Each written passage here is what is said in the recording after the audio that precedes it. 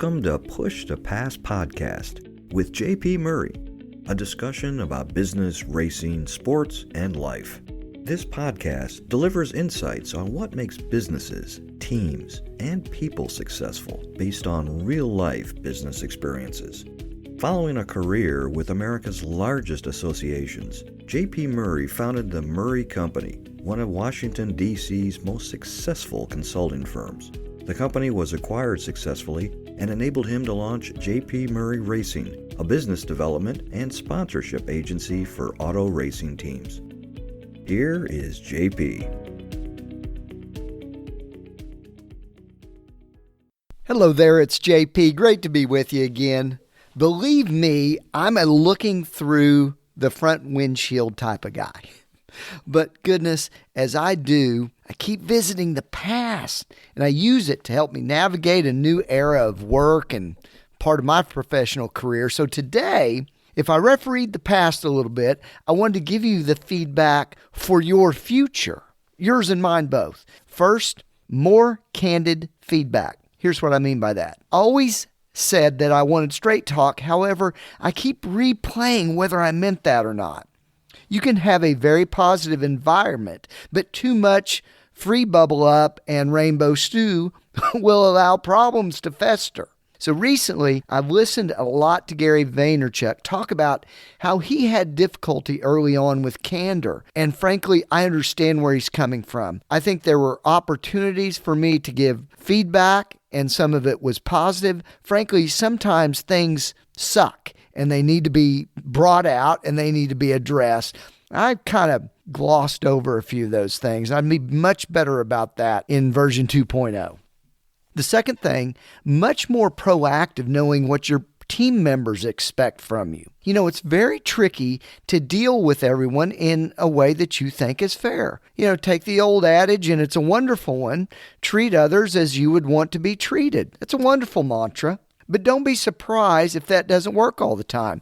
Why? Because this is from where you sit, not where they sit. Some people don't want to be treated as you would treat yourself. They want to be treated differently, rightly or wrongly. So you should often get their thoughts on what the needs and wants that they have might be. Even though, in my view, I've communicated over and over again about what was happening and always kept an open door, I certainly hope so, that doesn't mean that you will always know what they need from you. My thought here is you've got to be proactive about bringing their thoughts and their feelings and their needs and how they want to be motivated to the table. I learned a lot about that when I sold the company. How I felt like I should deal with things and how I would want to be treated might be totally different that they may want to be treated. I probably didn't pull that out from people enough. Number 3, be much more diligent about the clients that are not good partners. You know, you read about this all the time, and I think it's always easy to say, well, you should fire some clients and all that. And that's easy when you don't have to look at the balance sheet. We had rare situations where the collaboration was just not there. The sharing of information was lacking. They were poor partners from where I sat. That wasn't difficult for me, though.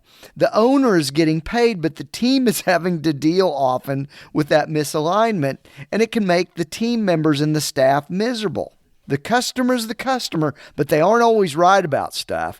And I should have called those folks out a little bit more, or certainly caught it earlier so we could kind of readdress things and get aligned and not enable bad behavior or behavior that was not productive. What I mean by that is this. Specifically, here's a story. I learned that over time, the best outsourced sales relationship had 2 factors with them. We need to have good data from the client in terms of contact leads, phone numbers, email addresses, stuff like that. And a partnership where everyone was sharing the same business intelligence about closing new deals. That means sometimes the sales process was a little collaborative and leads would come in and they would forward them to us and all that stuff. But here's what would certainly play out at times. Sometimes a lead would come in and it was a layup. Very little for us to do, to be honest with you. Probably sent an application, they signed up. but the client felt like you didn't earn the commission. Well, my perspective on this is we always earn commissions when you get the heck beat out of you or somebody ghosts you and they never end up paying. So you're always earning your commissions, although sometimes you don't get paid for them, if that makes sense. It always balances out. So a client might resist paying the full commission because you didn't work hard enough for it. That's the easiest way to put a wet blanket on a motivated salesperson. So let me give you a little bit of advice. If the salesperson touches the deal in any way, give them the commission, because that is the holistic way of addressing it. And that's the type of diligence we need and the candid feedback we need when we talk to partners. And number 4 is, don't be the center of the universe. And here's what I mean. Entrepreneurism is very me-focused. From its nature. It's what you set up. It's how hard you worked in the earlier days. It's your courage to strike a new path, often by your own. It's your risk. But to scale and grow, you need help. And it comes from everywhere. And you really need to break away from the me very quickly to grow faster and not to become a bottleneck. To be candid, I think over time I did become a bottleneck in some areas.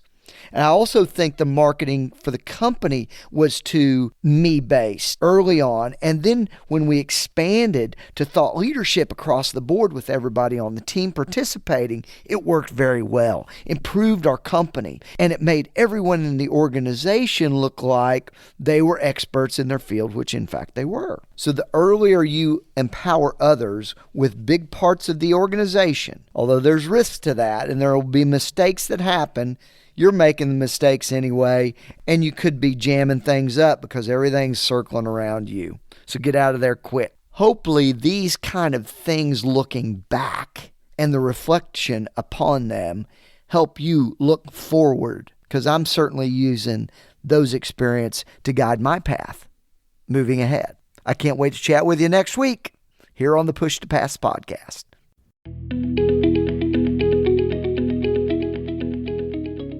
Thank you for listening to the Push to Pass podcast with JP Murray, a discussion about business, racing, sports, and life. If you would like to sponsor Push to Pass, send an email to jp@jpmurray.com. Follow JP on Twitter, LinkedIn, Facebook, and YouTube. His website is jpmurray.com. Until next time, push yourself to pass the competition. Thanks for listening.